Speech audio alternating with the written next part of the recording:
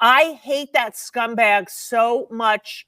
How is he still there? How is he still there? There is a provision.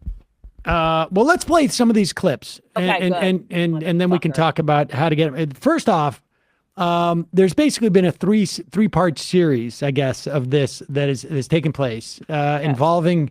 There's also it's almost like a love triangle. It's Santos and Mitt Romney and Sinema. And it's a weird love triangle that exists here between the three of them, and it's a weird dance. It's almost something you would see in nature, like a bird show where like they're in the air and they're. The first is a clip of. We played a clip of Mitt Romney the other day where he talked about his that Santos was a sick puppy. He said, and he had some type of like uncomfortable exchange with him. Well, the guys from Bad Lip Reading. I guess apparently they are pretty good lip readers, and they lip read this and added the thing, and it's really interesting, and it seems to be accurate. But this is, to be clear, this is the Bad Lip Reading guys' voices, but doing what they believe is actually a legit lip reading. This is their exchange. You ought to be embarrassed. Yeah, sure. You ought to be embarrassed. I'm well. Be embarrassed. How are you? You ought to be embarrassed, son. Sure, you got man. me? Well, that's your opinion. You're an ass. Yeah, you're very formal. Quite a gentleman, aren't you?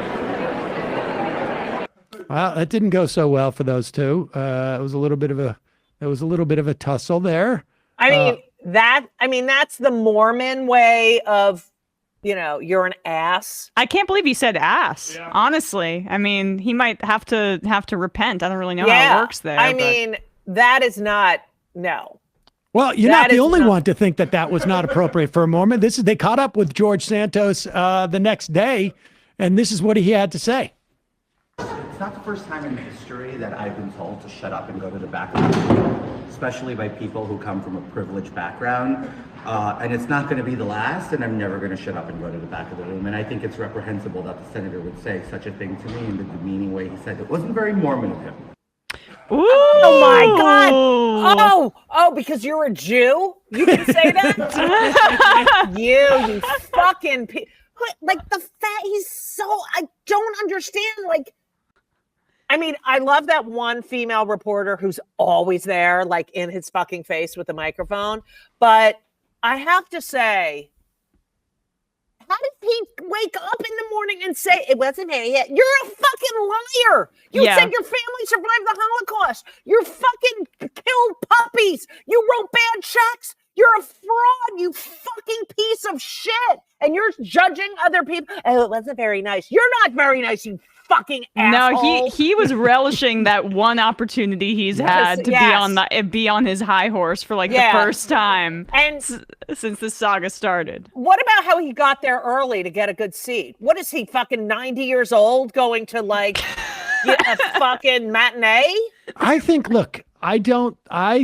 that you cannot the only explanation for a guy like this is that there is some type of real mental issues that's driving this. And these stories that we hear about men or women who are doing these sort of they're just driven by this sort of weird compulsion. I mean, look at his face right here. Can we put this still up? Yeah. He's just he looks like the most evil, conniving dude you've ever seen. He's so disgusting. That glimmer in his eye.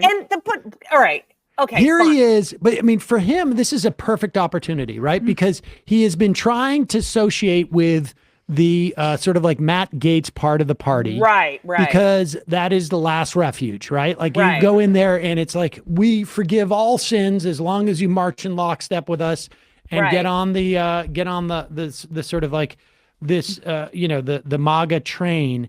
Right. And Mitt Romney has given him a great target because it is a way for him to maintain some type of victimization and also to choose the best enemy in the Republican Party. Yes. And now he's thrown a bomb into what was a budding relationship, it seemed like, in the Senate. one's going to wonder what's going on with this. He was on Newsmax. Mitt Romney, yesterday. Mitt Romney was mobbed because he had a conversation with you. I think we have footage. There were about 15 reporters following him around because he talked to you. Maybe you heard. I was annoyed with Mitt Romney. I think he could have offered you some generosity, maybe some advice. There are a million places to meet on Capitol Hill. He claimed not to hear what you said. You said something back to him.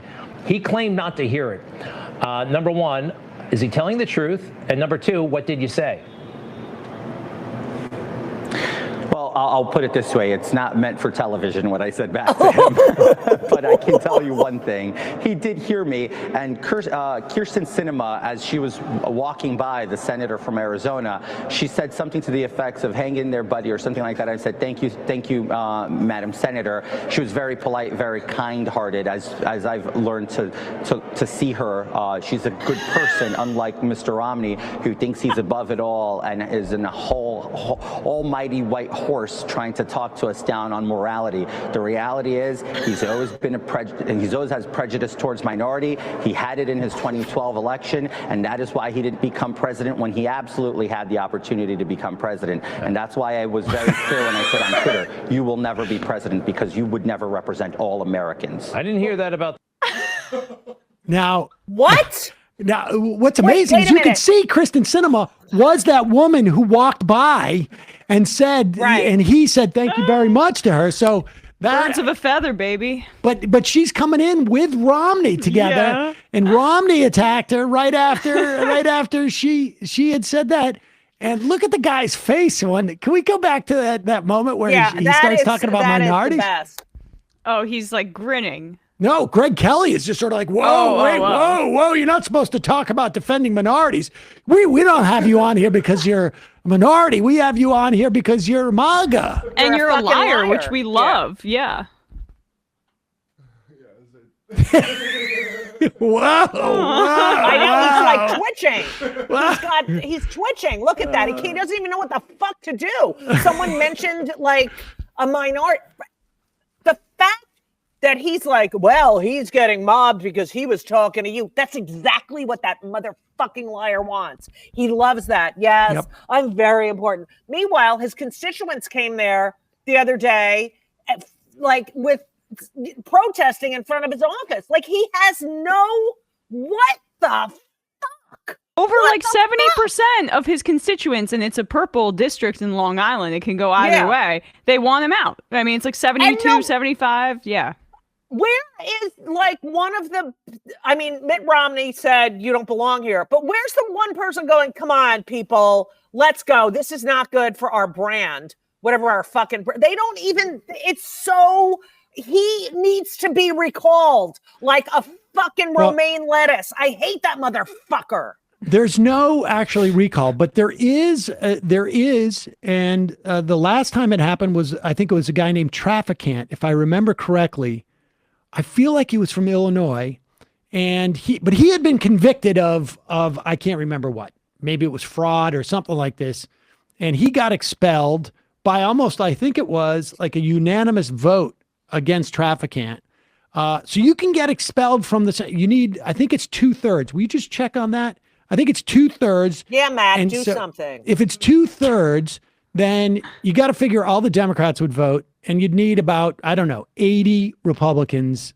I can't do the math, but 80 Republicans to vote against it. And it's just not going to happen because they don't have enough Republicans in their majority to risk it. And Democratic governor in New York too, right? So if he stepped down, it would be a temporary. I don't know. We should look into that, but it's so unlikely to happen that. Remember the first day when he had no friends? Where he was sitting there like, the new kid at school, but everyone already fucking hates your guts. The fact that he has, people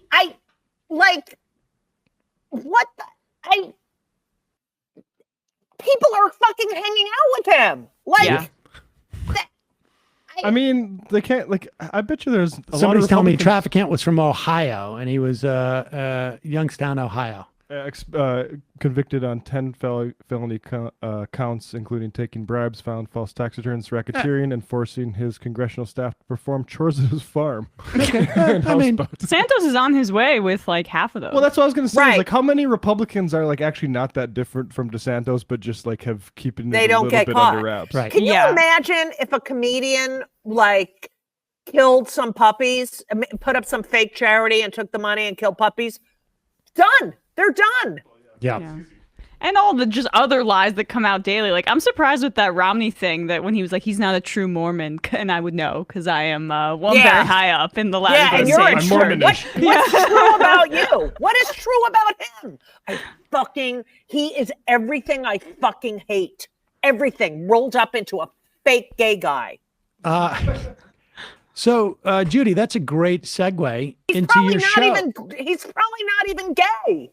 Well, I mean, you gotta question just about everything with that guy. Right. I mean, it would be, honestly, at this point, like, it's impossible to know what, like, any of it, to what extent any of it is true.